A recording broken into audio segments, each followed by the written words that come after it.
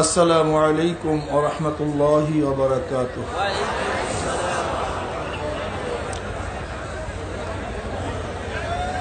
نحمد ونصلي على رسوله الكريم.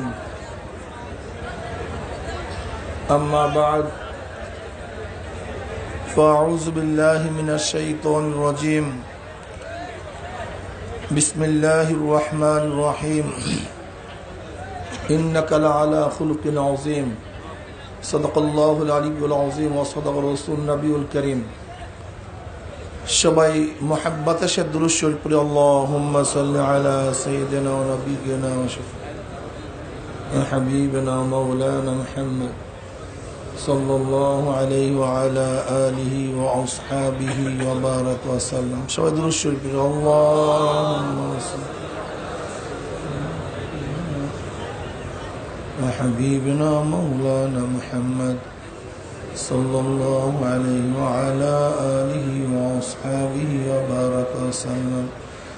اللهم صل على سيدنا ونبينا وحبيبنا مولانا محمد صلى الله عليه وعلى آله وأصحابه وبارك وسلم. আল্লাহ পাকের শুকর যে মাওলাই কারীম আপনাকে আমাকে দুনিয়ার সমস্ত কাজ কর্ম থেকে পরিত্রাণ দিয়ে আরামের বিছানা ছেড়ে দিয়ে আরামের খানাদানা সব কিছু ত্যাগ করে এই চরমোনাই ময়দানের কষ্টকর জায়গায় আল্লাহকে পাওয়ার উদ্দেশ্যে আসার তৌফিক দান করছেন, এর জন্য শুকরিয়া দান সবাই বলে আলহামদুলিল্লাহ।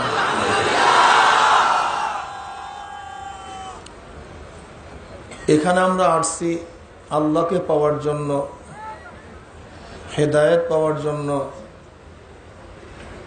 আল্লাহর কাছে দোয়া করি যেন আল্লাহ পাক রব্বুল আলামিন আমাদের সবাইকে পরিপূর্ণ হেদায়েত দান করেন। যারা আসছেন খুব খেয়াল রাখি সময় যেন বেহুদা না যায়। এখানে আসছি কিছু কামাই করার জন্য, ন্যাক কামাই করার জন্য। কাজী কোনো অবস্থাতেই যেন সময় বেহুদা না যায়। কমপক্ষে এই খেয়াল অবশ্যই রাখবো 5 ওয়াক্ত নামাজ যেন তাকবীর উলার সাথে আদায় করতে পারি। কমপক্ষে এই খেয়াল করি যতদিন এখানে আসি আমার 1 ওয়াক্ত যেন তাকবীর উলা ফৌত না হয়, এই নিয়াত সবাই করে ফেলি। কি রাজি আছেন? আলহামদুলিল্লাহ। বাস আজকের থেকে নিয়াত করলাম যে কমপক্ষে এখানে যতদিন আসি একদিন আমার জামাত তো তরক হবেই না, তাকবীর উলাও তরক হবে। আগের থেকে প্রস্তুতি গ্রহণ করি। যারা আসি নিয়াত করি, মেসওয়াক সহকারে উজু করি। মেসওয়াক এখন থেকে নিয়াত করি, মেসওয়াক সহকারে উজু করি। এখনই নিয়াত করি, পারদি সহকারে নামাজ পড়ি, ঠিক না? এখনই নিয়াত করি বেহুদা কথাবার্তা না হয়, জিকির আজকার বেশি বেশি করি, সুন্নাত অনুযায়ী চলাফেরা করি। রাস্তার ডান দিকে হাঁটার অবস্থা আছে অলরেডি, কিন্তু আমি যেন ইচ্ছা করে বাম দিকে না হাঁটি, ডান দিক থেকে হাঁটার চেষ্টা করি। সুন্নাত মুআফিক আমরা যেন বাথরুম ব্যবহার করি। ইস্তেনজা যখন যাব বাম পাও দিয়ে ঢুকবো, দোয়া পড়িয়া ঢুকবো। যখন বের হব ডাইন পাও দিয়া বের হব, ঢিলা কুলুপ ব্যবহার করব। ইস্তেনজার যে সুন্নাত আছে সেই সুন্নাতগুলি পরিপূর্ণ পালন করি, পরিপূর্ণ। আগে আগে ঘুমায়া পড়ি যেন তাহাজ্জুদ নামাজ পড়তে পারি। আমরা সব সময় জিকির আজকার ফিকিরের মধ্যে চলার চেষ্টা করি। এক কথায় আমরা যেন সব সময় আমলের মধ্যে থাকতে পারি, এরকম একটা নিয়াত এখনই আমরা করে ফেলি। আল্লাহ আমাকে এবং আমাদের সবাইকে নিয়াত করার তৌফিক দান করেন। যাই হোক, আমি যে আয়াত শরীফ তেলাওয়াত করছি আল্লাহ পাক রব্বুল আলামিন দাবি করেন যে সরদার দো আলম আলাইহিস সালাতু ওয়াস সালামকে আল্লাহ পাক রব্বুল আলামিন সর্বোৎকৃষ্ট চরিত্র দিয়ে সৃষ্টি করেছেন। নবী আলাইহিস সালাতু ওয়াস সালামের চেয়ে চরিত্রবান, আদর্শবান, নীতিবান, ভালো আখলাকি অদ্বিতীয় কেউ নাই। অদ্বিতীয় নবী আলাইহিস সালাতু ওয়াস সালাম সর্বশ্রেষ্ঠ চরিত্রবান। কিন্তু বর্তমান জমানায় আল্লাহ নবীর দুশ্মনেরা নবী আলাইহিস সালাতু ওয়াস সালামের চরিত্রের উপরে বারবার আঘাত করতে চায়, বারবার। এর কারণটা কি? এর কারণ হলো, যখন যুক্তিতে কেউ না পারে, আদর্শে কেউ না পারে, নীতিতে কেউ না পারে, তখন তার উপরে সন্ত্রাসী ভাবে বিজয় হওয়ার চেষ্টা করে। এটা হলো দুনিয়ার নিজাম, দুনিয়ার নিয়ম। গোটা দুনিয়ার মধ্যে সরদার দো আলম আলাইহিস সালাতু ওয়াস সালামের চেয়ে ভালো আখলাকি অন্য কেউ নাই, অন্য কোনো ধর্মপ্রধান নাই। বিধায়ী নবী আলাইহিস সালাতু ওয়াস সালামের চরিত্রের উপরে বারবার ওরা অবৈধভাবে আঘাত করতে চায়। এর মধ্যে একটা আঘাত করে তিনি টেররিস্ট ছিলেন, সন্ত্রাসী ছিলেন। জোরে বলেন না আউযুবিল্লাহ। তিনি তলোয়ারের ভিত্তিতে, তলোয়ারের মাধ্যমে বিজয় অর্জন করছেন এবং তার অনুসারীদেরকে তলোয়ার ব্যবহার করার, যুদ্ধ করার প্রশিক্ষণ দিয়েছেন। এটা হলো 1 নাম্বার অপবাদ। 2 নাম্বার অপবাদ কি? নবী আলাইহিস সালাতু ওয়াস সালামের চরিত্র খারাপ ছিল। জোরে বলেন না আউযুবিল্লাহ। তিনার মধ্যে নারী লুলুপুতা ছিল। জোরে বলেন না আউযুবিল্লাহ। এইবার ফ্রান্সে নবী আলাইহিস সালাতু ওয়াস সালামের যে ব্যঙ্গচিত্র করছে, এই বিষয়টা নিয়েই ব্যঙ্গচিত্র করছে। নবী আলাইহিস সালাতু ওয়াস সালাম স্ত্রীগণকে পাশে রাখছে, আল্লাহ মাফ করে দাও, সরদার দো আলম আলাইহিস সালাতু ওয়াস সালামকে মাঝখানে রাখছে। ওরা প্রমাণ করতে চায় নবী আলাইহিস সালাতু ওয়াস সালামের চরিত্র ভালো না। জোরে বলেন না আউযুবিল্লাহ। খুব বেশি আলোচনা করার সময় নাই, আমি সংক্ষিপ্তভাবে নবী আলাইহিস সালাতু ওয়াস সালামের বিবাহের জিন্দিগির কিছু আলোচনা করতে চাই, খুবই সংক্ষিপ্তভাবে। নবী আলাইহিস সালাতু ওয়াস সালাম জন্মগ্রহণ করেছেন 570 ঈসাই সালে। নবী আলাইহিস সালাতু ওয়াস সালাম জন্মগ্রহণ করার আগেই তার বাবা দুনিয়ার থেকে বিদায় হয়ে গেছেন। সরদার দো আলম আলাইহিস সালাতু ওয়াস সালাম বয়স যখন 6 বছর, তখন তেনার মাও দুনিয়ার থেকে বিদায় হয়ে গেছেন। তার বয়স যখন 8 বছর, আব্দুল মুত্তালিবও দুনিয়ার থেকে বিদায় হয়ে গেছেন।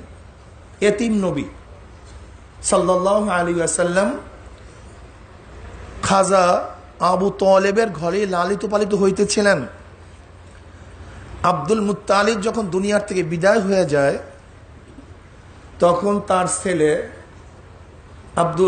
আবু তালেবকে নবী আলাইহিস সালাতু ওয়াস সালাম ডাকলেন, বললেন, হে আমার ছেলে আবু তালেব, আমার কলিজার টুকরা, আমার নাতি মুহাম্মদ সাল্লাল্লাহু আলাইহি ওয়াসাল্লাম, ওর বাবাও নাই, মাও নাই, আমি ছিলাম, আমিও বিদায়ের পথে। সবাই ত্যাগ করলেও তুমি তাকে ত্যাগ করিও না, মোহাব্বত করিও, কাছে থাকিও। আবু তালেব এই নসিহত জীবনের শেষ মুহূর্ত পর্যন্ত পালন করছে। এমনকি নবী আলাইহিস সালাতু ওয়াস সালামকে যখন সবাই বয়কট করছে, কাফেররা,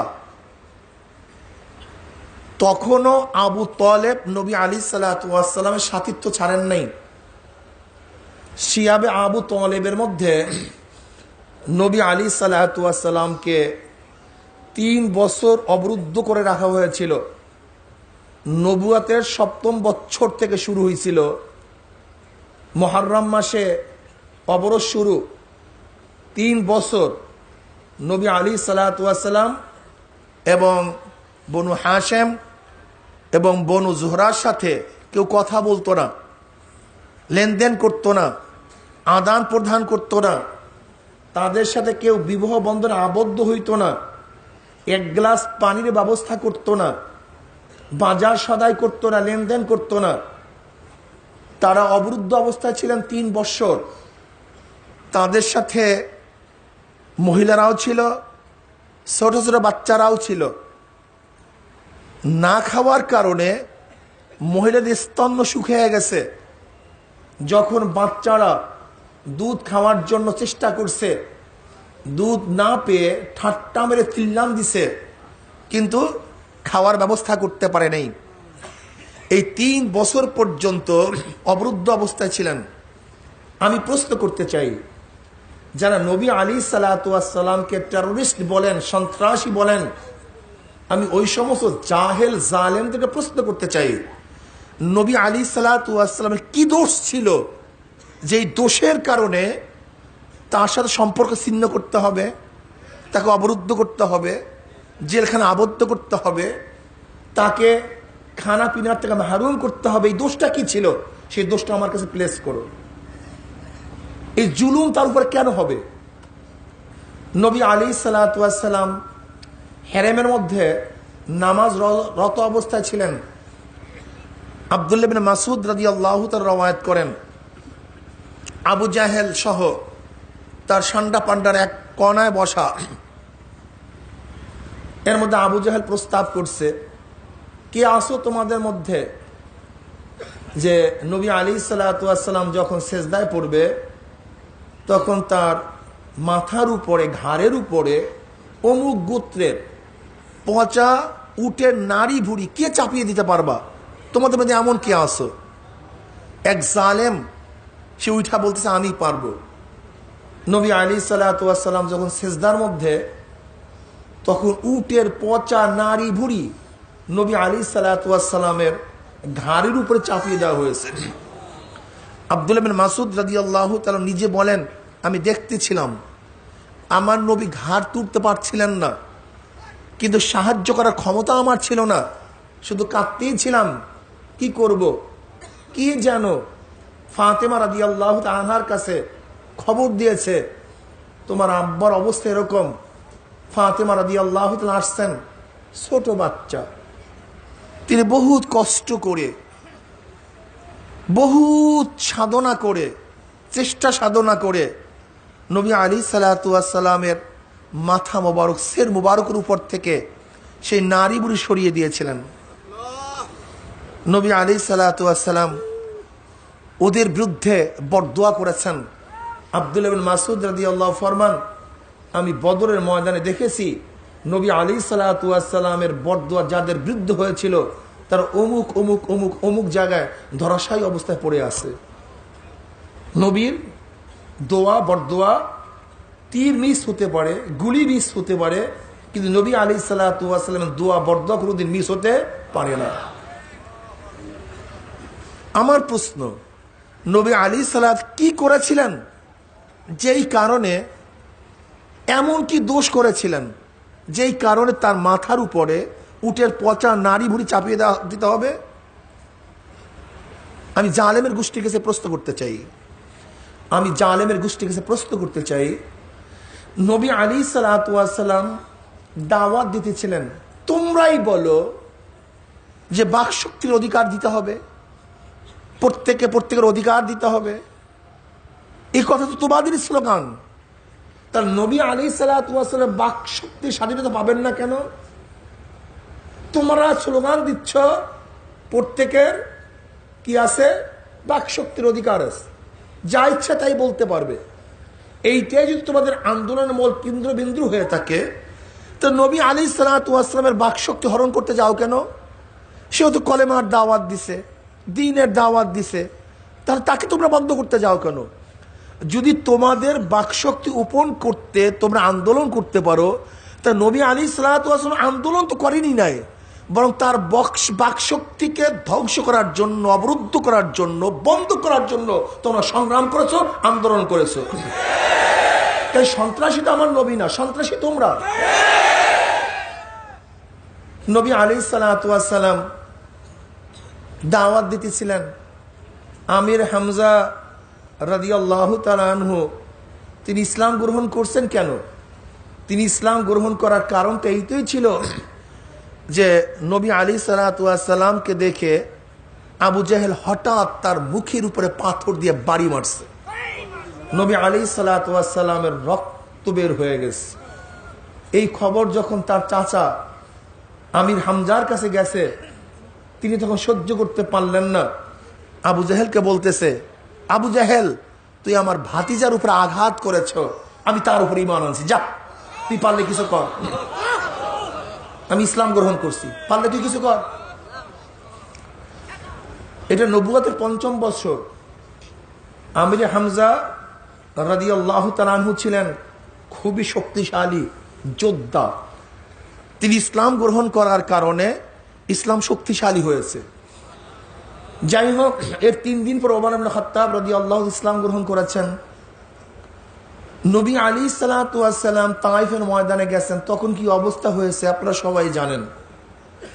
মক্কি জিন্দেগিতে এমন কোনো কষ্ট নাই যেই কষ্ট তাকে দেওয়া হয় নাই, তিনি সহ্য করেন নাই। তো গোটা কষ্ট দিয়েছে আমার নবীকে। তখন তেনার বয়স হয়ে গেছে প্রায় ধরেন 40 বছরে তিনি যদি নবুয়াত পান আর 13 বছর মক্কায়, তাহলে তার বয়স কত হলো? তাহলে এত বছর পর্যন্ত নবী আলাইহিস সালাতু ওয়াস সালাম কষ্ট দেওয়া হয়েছে। 53 বছর বয়স পর্যন্ত কিচ্ছু করেন নাই, তিনি প্রতিবাদ করেন নাই 53 বছর পর্যন্ত। আমাকে দেখান কোনো প্রতিবাদ করছে কিনা, একটু দেখান তো। তার বয়স 53। শুধু তাই নয়, নবী আলাইহিস সালাতু ওয়াস সালাম হিজরত করতে বাধ্য হয়েছিলেন। তাদের জ্বালায়, তাদের অত্যাচারে, তাদের জুলুমে শুধু তিনিই নন, তার অনুসারীরা সব হিজরত করতে বাধ্য হয়েছিল। তাহলে সন্ত্রাসী কারা? টেররিস্ট কারা? কারা সন্ত্রাস করেছে, কারা জুলুম করেছে, কারা অত্যাচার করেছে? আমার নবী তো অত্যাচার করেন নাই, তিনি তো জুলুম করেন নাই। বরং আমার নবী আলাইহিস সালাতু ওয়াস সালাম মাজলুম ছিলেন, তেনার উপর জুলুম করা হয়েছিল। তাহলে যারা জুলুম করে তারা সন্ত্রাস, তারাই সন্ত্রাসী। অথচ অপবাদ দেয় আমার নবী সন্ত্রাসী। তখন তেনার বয়স 53 বছর। নবী আলাইহিস সালাতু ওয়াস সালাম বিবাহ করেছেন, তেনার বয়স 25, কিন্তু বিবাহ করেছেন 40 বছরের এক বৃদ্ধা, আম্মাজান খাজিল কুবরা রাদিয়াল্লাহু তাআলা আনহাকে। তার প্রথম স্বামী ছিল আবু হালা, দ্বিতীয় স্বামী ছিল আতিক। দেখেন, আম্মাজান খাজিল কুবরা রাদিয়াল্লাহু তাআলা আনহা তিনি একজন বয়োবৃদ্ধা মহিলা, আর নবী আলাইহিস সালাম তাগড়া, জুয়ান, সুঠাম দেহ। আমার নবী আলাইহিস সালাতু ওয়াস সালামের চেয়ে আকর্ষণীয় করে চেহারা গোটা দুনিয়াতে নাই।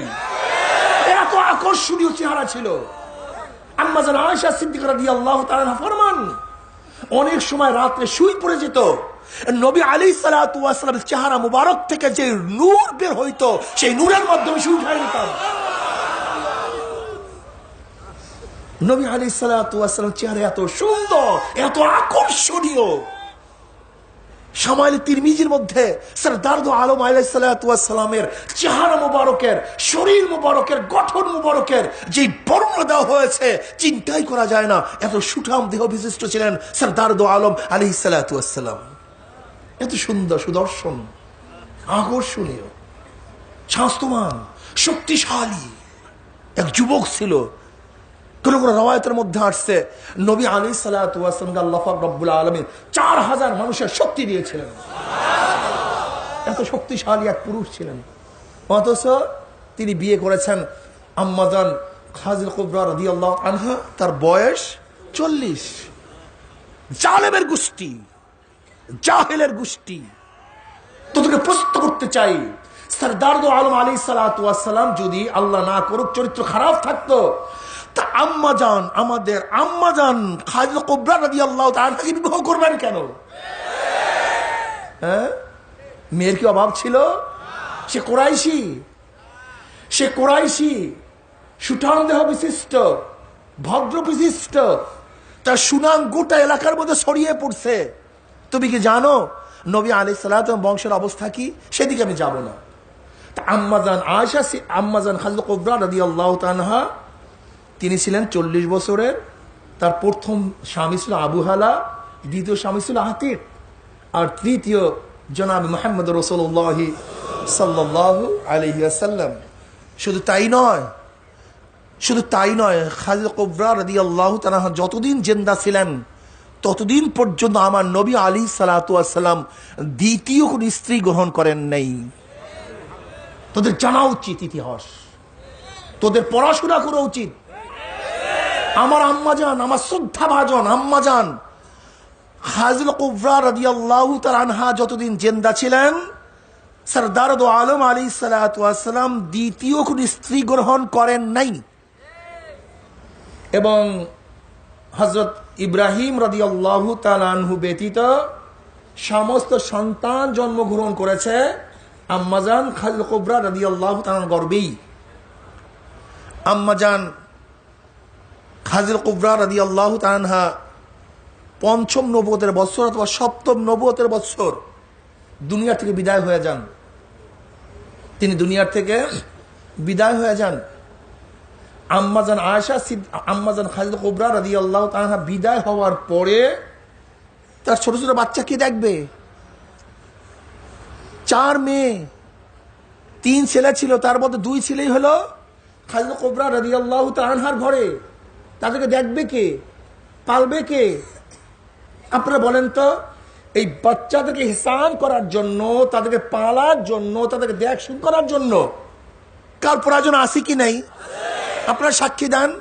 আমি জালেমদেরকে, জাহেলদেরকে প্রশ্ন করতে চাই, এই ছোট ছোট এতিম বাচ্চাদেরকে দেখার জন্য, পালার জন্য, রক্ষণাবেক্ষণ করার জন্য, খাওয়ার জন্য, পরাবার জন্য, পরনের জন্য কোন একজন মহিলার দরকার আছে কি নাই? জালেম জানো, নবী আলাইহিস সালাতু ওয়াস সালাম নিজের খায়েশাত পূর্ণ করার জন্য বিবাহ করেন নাই। আম্মাজান খাদিজা কুবরা রাদিয়াল্লাহু তাআলা বিদায় হওয়ার পরে আম্মাজান সাউদা রাদিয়াল্লাহু তাআলাকে বিবাহ করেছে। তিনি ছিলেন বৃদ্ধা, একজন বৃদ্ধা মহিলা, বয়স্ক মহিলা। তিনি ছিলেন বয়স্ক মহিলা, বিধবা, অনেক বয়স্ক। জালেম দেখো, নবী আলাইহিস সালাতু ওয়াস সালাম নিজের জন্য বিবাহ করেন নাই, বরং একজন বয়স্ক মহিলা বিবাহ করেছিলেন ছোট ছোট সন্তানদেরকে পালার জন্য। এটা কি তার ইনসাফ কি ইনসাফ না? এটা তার ইনসাফ কি ইনসাফ না? এইটাই তো ইনসাফের বড় প্রমাণ। নবী আলাইহিস সালাতু ওয়াস সালাম তাগড়া মানুষ, জুয়ান মানুষ, তার আত্মীয় স্বজন, পরিবার পরিজন চিন্তা করতেছে, সাউদা তো বুড়া, একেবারেই বুড়া, সে কয়েকদিনের মেহমান, তার জন্য বিবির প্রয়োজন। সবাই বুঝতেছে। এমনকি আবু বকর সিদ্দিক রাদিয়াল্লাহু তাআলা আনহু, যিনি নবী আলাইহিস সালাতু ওয়াস সালামের সাথী ছিলেন, সব সময় সাথী, যখন সবাই বয়কট করেছে তখন আবু বকর রাদিয়াল্লাহু তাআলা তাকে আগলি নিয়েছেন। যখন সবাই ছেড়ে দিয়েছে তখন তিনি ছাড়েন নাই, তিনি কোলে টানিয়ে নিয়েছেন। যখন সবাই তাকে ভর্ৎসনা করছে তখন আবু বকর সিদ্দিক রাদিয়াল্লাহু তাকে সান্ত্বনা প্রদান করেছেন।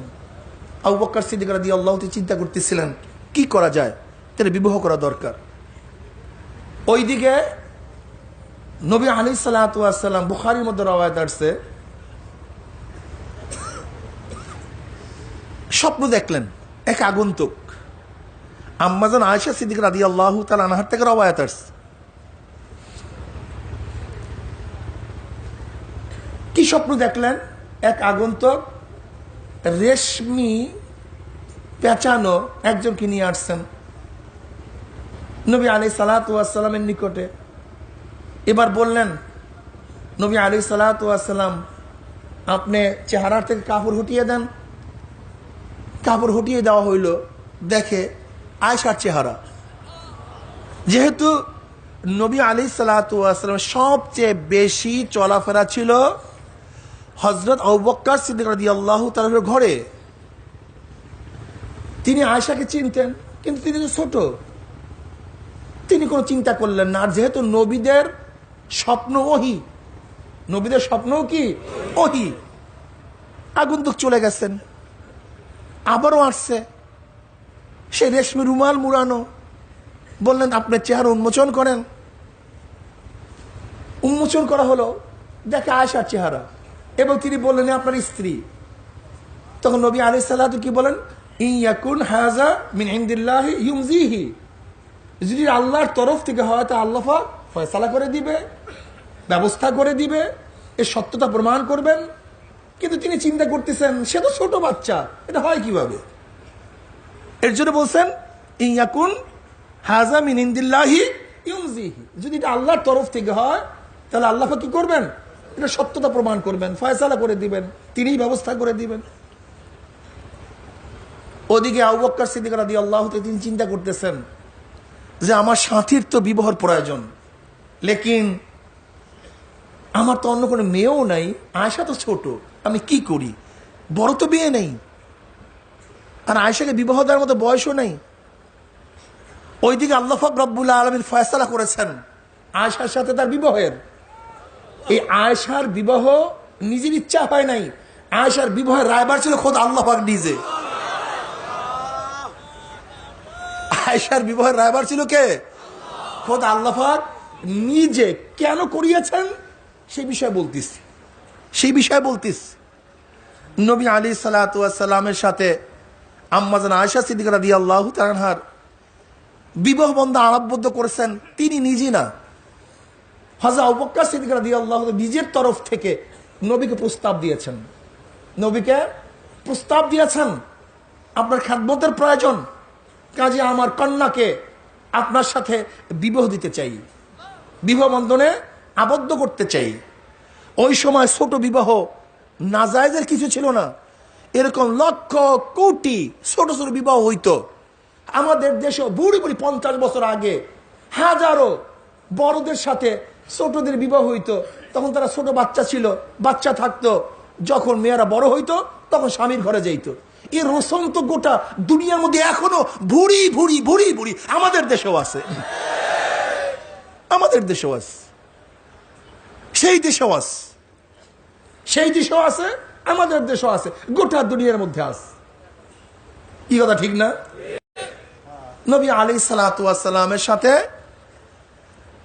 বিবাহ বন্ধনের প্রস্তাব দিয়েছিলেন খোদ আয়েশার আব্বা নিজে। তাহলে আমার নবীর দোষটা কোথায়? আর এর রায়বারি করতেছেন খোদ আল্লাহ। আবু বকরের মনের মধ্যে এই প্রস্তাবের অনুভূতি সৃষ্টি করেছেন খোদ আল্লাহ। এটা ফিরাবার ক্ষমতা কার? ফিরাবার ক্ষমতা কার নেই। কি কথা ঠিক না? আম্মাজান আয়েশা সিদ্দিক রাদিয়াল্লাহু তাআলাকে বিবাহ দিয়েছেন, তিনি তখন ছোট, কই ঘরে তো যান নাই। আম্মাজান আয়েশা তো তার বাসায় ছিলেন, তার বাবার ঘরেই ছিলেন। কি কথা ঠিক না? যখন দ্বিতীয় হিজরিতে নবী আলাইহিস সালাতু হিজরত করার পরে দ্বিতীয় হিজরিতে আম্মাজান আয়েশা সিদ্দিকা রাদিয়াল্লাহু তাআলা যখন বড় হয়েছেন তখনই আমার নবীর ঘরে তিনি গিয়েছেন, এর আগে নয়। এবার বলো, নবী আলাইহিস সালাতু ওয়াস সালামের সাথে আম্মাজান আয়েশা সিদ্দিকা রাদিয়াল্লাহু তাআলা বিবাহ বন্ধন আবদ্ধের কারণটা কি? এর কারণ হলো নবী আলাইহিস সালাতু ওয়াস দুনিয়াতে আসছেন কেন? আসার কারণটা কি? নবী আলাইহিস সালাতু ওয়াস সালাম আসছেন দুনিয়াতে রিসালাতের দায়িত্ব পালন করার জন্য, নবুয়তের দায়িত্ব পালন করার জন্য, শরিয়াতকে প্রচার প্রসার করার জন্য। আর নবী আলাইহিস সালাতু ওয়াস সালামের দুইটা দিক, একটা হলো ভিতরগত দিক, বাহিরের দিক। তিনি ঘরের মধ্যেও থাকতেন, বাহিরেও থাকতেন। এই দিক থেকে দুই ভাগ, ভিতর বাহির।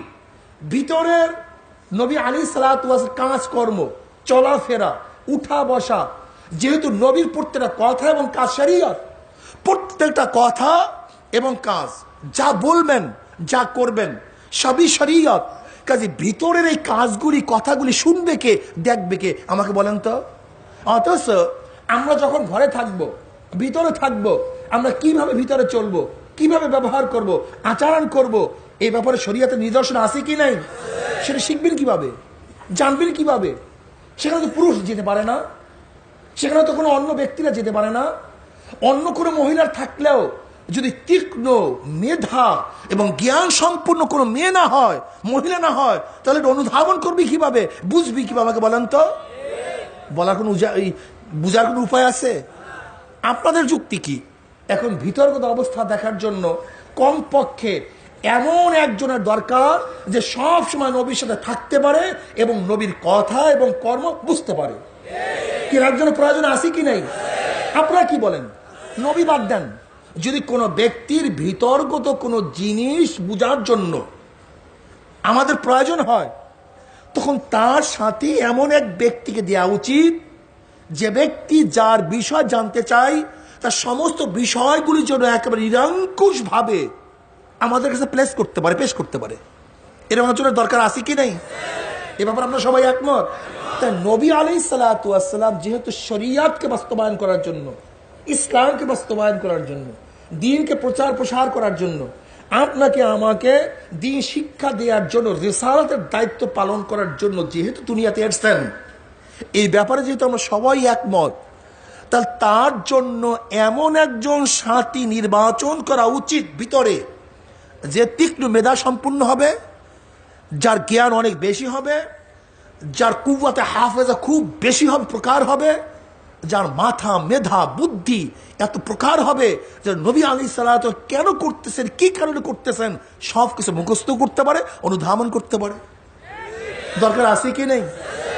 এর জন্য আল্লাহ পাক রব্বুল আলামিন আম্মা জান আয়েশার মতো একজন মহিলা আমার নবীর জন্য এর জন্য করছেন যে আল্লাহ পাক রব্বুল আলামিন জন্মগতভাবেই আয়েশার মধ্যে এরকম জ্ঞান দান করছেন। নবী আলাইহিস সালাতু কি বলেন? আয়েশার থেকে দিনের অর্ধেক শিক্ষা গ্রহণ করো। দিনের অর্ধেক শিক্ষা গ্রহণ কার থেকে? আয়েশার থেকে। কারণ ভিতরগত যত বিষয় আছে, এই অর্ধেক বলতে গোটা দিনের অর্ধেক নয়, যেমন ভিতর এবং বাহির এই দিক থেকে অর্ধেক। অথচ নবী আলাইহিস সালাতু ওয়াস সালাম তো বাহিরে বেশি থাকতেন, তাহলে অর্ধেক হলো কিভাবে? এই অর্ধেক হলো দুনিয়া এবং আখিরাত। তা দুনিয়া অর্ধেক, আখিরাত অর্ধেক, তাহলে আখিরাতের জিন্দেগি তো অনেক লম্বা, তো অর্ধেক করলেন কিভাবে? দুই দিক থেকে, যেহেতু দুনিয়া এবং আখিরাত, তাহলে অর্ধেক দুনিয়া হবে, অর্ধেক আখিরাত হবে।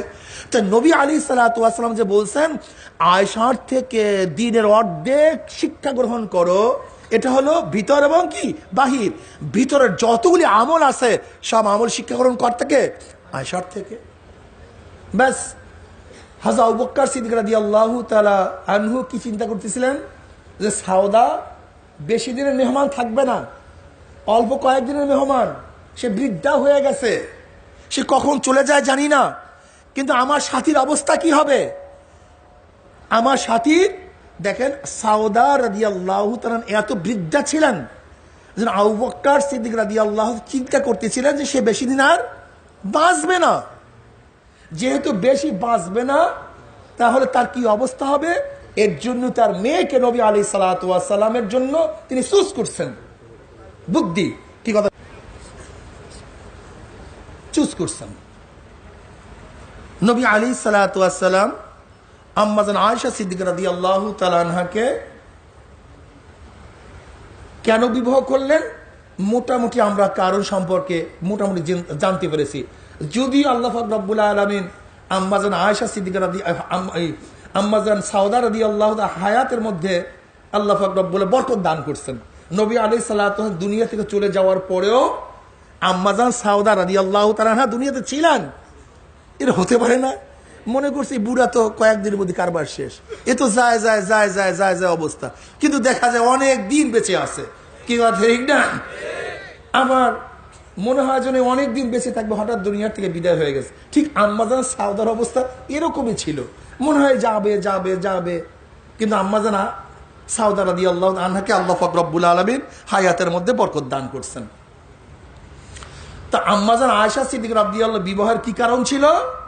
যে নবী আলাইহিস সালাতু ওয়াস সালামের উপরে যে অর্পিত শরীয়ত, সেই শরীয়তকে মুখস্থ করা, বুঝা এবং প্রচার করা। এর জন্যই পরবর্তীতে দেখা যায় যখন নবী আলাইহিস সালাতু ওয়াস সালাম দুনিয়া থেকে বিদায় হয়ে গেছেন, আম্মা জান আয়েশা সিদ্দিকা রাদিয়াল্লাহু তাআলা আনহা কঠিন কঠিন মাসআলা সাহাবাদেরকে হল করে দিয়েছেন। বলেন আলহামদুলিল্লাহ। এরকম তীক্ষ্ণ মেধা সম্পূর্ণ এক মহিলার প্রয়োজন আসিল কি নাই? আর মনে রাখতে হবে একমাত্র একমাত্র একমাত্র কুমারী মহিলা আম্মা জান আয়েশা। ইসরা নবী আলাইহিস সালাতু ওয়াস সালামের স্ত্রীদের মধ্যে আর একজনও কুমারী ছিলেন না, একজনও কুমারী ছিলেন না। এবার আসুন, নবী আলাইহিস সালাতু ওয়াস সালামের 8 বছর আগ পর্যন্ত দুনিয়ার থেকে বিদায় হওয়ার মাত্র 8 বছরের মধ্যে আর কয়েকজন নারী তার স্ত্রী। এর আগে মাত্র 2 জন স্ত্রী একত্রিত হয়েছে তার ঘরে। নবী আলাইহিস সালাতু ওয়াস সালামের দ্বিতীয় হিজরিতে তার ঘরে কয়জন স্ত্রী? এর আগ পর্যন্ত একজন। খাদিজা কুবরা রাদিয়াল্লাহু তাআলা যখন ছিলেন একজন, যখন সাউদা রাদিয়াল্লাহু তাআলা ছিলেন তখনও একজন। দ্বিতীয় হিজরিতে নবী আলাইহিস সালাতু ওয়াস সালামের ঘরে আসেন কে? আম্মা জান আয়েশা রাদিয়াল্লাহু তাআলা আনহা। আর আগে ছিলেন সাউদা রাদিয়াল্লাহু তাআলা। তিনি কি? বয় বৃদ্ধা। তিনি ছিলেন বয় বৃদ্ধা। একমাত্র কুমারী নারী নবী আলাইহিস সালাতু ঘরে একজনই ছিলেন।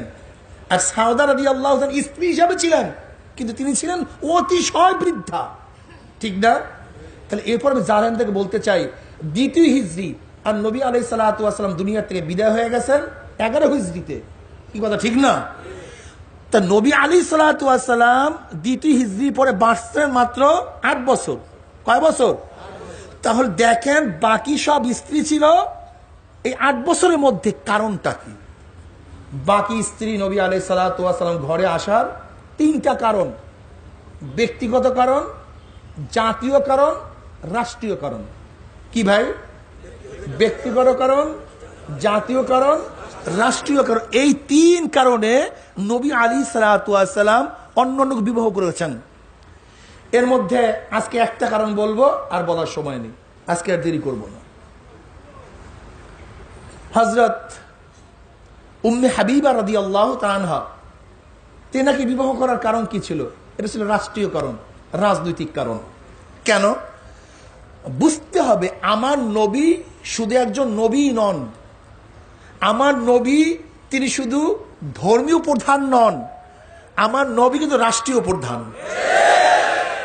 আপনাদের প্রথম মনে রাখতে হবে, আমার নবীর আদর্শ, চরিত্র, গুণ সম্পর্কে যদি কেউ না জানেন, তাহলে কিন্তু তার সম্পর্কে মন্তব্য করতে ভুল করবেন এবং বিবেচনা করতে ভুল করবেন। আমার নবী যেরকম নামাজের মধ্যে ইমাম ছিলেন, আবার যুদ্ধের মধ্যে তিনিই কিন্তু নেতা ছিলেন। আমার নবী যেরকম ধর্মীয় প্রধান ছিলেন, এইভাবে তিনি কিন্তু রাষ্ট্রীয় প্রধান ছিলেন। আগে তার চরিত্র বুঝতে হবে। এর জন্য একজন যোদ্ধা যুদ্ধের কৌশল কিভাবে করতে হয় এটা তিনিই করবেন। একজন রাষ্ট্রনায়ক তার রাষ্ট্রকে কিভাবে বিজয় করতে হয়, হেফাজত করতে হয়, এই বুদ্ধি তিনিই করবেন। যেহেতু তিনি রাষ্ট্রনায়ক ছিলেন, মদিনার তিনি প্রধান ছিলেন, ইসলামিক স্টেটে তিনি প্রধান ছিলেন, বাহিরগত বহুত হামলা তার উপর আসতেছে, বহির্গত হামলা কিভাবে প্রতিরোধ করবেন, এই বুদ্ধি বিবেচনা কৌশল কি আবিষ্কার করবেন জনাবে মুহাম্মদ রাসূলুল্লাহ সাল্লাল্লাহু আলাইহি ওয়াসাল্লাম। যেহেতু নবী আলাইহিস সালাতু ওয়াসাল্লাম রাষ্ট্রপ্রধান ছিলেন, একজন মুজাহিদ ছিলেন, একজন চিফ অফ স্টাফ ছিলেন, সেনাবাহিনী প্রধান ছিলেন, কাজে রাষ্ট্রীয় চিন্তা করার দরকার আছে কি না আপনারা বলেন? আপনাদের বিবেক কি বলে? এখন দেখেন তো, আবু জেহেল যখন দ্বিতীয় হিজরিতে বদরের ময়দানে দুনিয়ার থেকে বিদায় হয়ে জাহান্নামে চলে গেছে, এর পরবর্তীতে যতগুলি যুদ্ধ পরিচালিত হয়েছে, মদিনা আক্রমণ করছে, সব হলো আবু সুফিয়ানের নেতৃত্বে। আবু সুফিয়ান পরবর্তীতে ফতে মক্কা সব ইসলাম গ্রহণ করেছেন রাদিয়াল্লাহু তাআলা আনহু। সমস্ত ওহুদের যুদ্ধের নেতৃত্ব দিয়েছে আবু সুফিয়ান। গজওয়ে আহজাব, খন্দকের যুদ্ধের নেতৃত্ব দিয়েছে আবু সুফিয়ান। যতগুলি যুদ্ধ হয়েছে সমস্ত যুদ্ধের নেতা ছিল আবু সুফিয়ান। আম্মাজান উম্মে হাবিবা রাদিয়াল্লাহু তাআলা আনহা ইসলামের প্রথম যুগেই ইসলাম গ্রহণ করে আবুসিনিয়ায় তিনি চলে যান, হাফসা চলে যান। নবী আলাইহিস সালামের কাছে খবর আসছে তার স্বামী ইন্তেকাল করেছে। নবী আলাইহিস সালাম খুব বিচক্ষণ ছিলেন, তিনি চিন্তা করছেন এই সুযোগ ছাড়া যাবে না। অমনি এক অফ পাঠাইছেন নাজ্জাশীর কাছে যে উম্মে হাবিবাকে আমি বিবাহ করতে চাই, উম্মে হাবিবাকে আমি বিবাহ করতে চাই। নাজ্জাশী খুবই খুশি হয়েছেন। নাজ্জাশী উম্মে হাবিবাকে এই প্রস্তাব দেওয়ার সাথে সাথে উম্মে হাবিবার খুশির কোনো শেষ নাই, কোনো সীমা নাই। সে চিন্তাই করতে পারে নাই আসমানের চাঁদটা তার কোলে চলে আসতে আছে।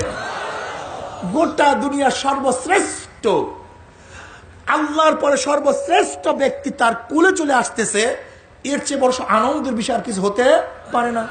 উম্মে হাবিবা রাজি তো হনই নাই, বরং খুশিতে মাতোয়ারা। নাজ্জাশী উকিল হিসাবে নবী আলাইহিস সালামের সাথে বিবাহ পড়িয়ে দিলেন। মহারানা নিজের তরফ থেকে আদায় করলেন এবং তিনি বললেন নবীদের বিবাহের পরে মিষ্টির ব্যবস্থা করতে হয়।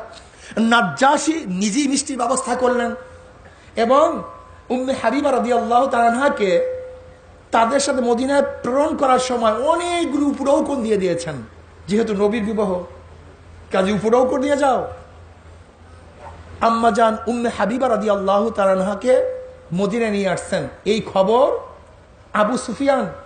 আবু সুফিয়ানের মেয়ে উম্মে হাবিবা রাদিয়াল্লাহু তাআলা আনহা, যিনি মাবিয়া রাদিয়াল্লাহু বোন, এরা এমনিতেই বিচক্ষণ, এমনিতেই জ্ঞানী, নেতৃস্থানীয় ব্যক্তির মেয়ে।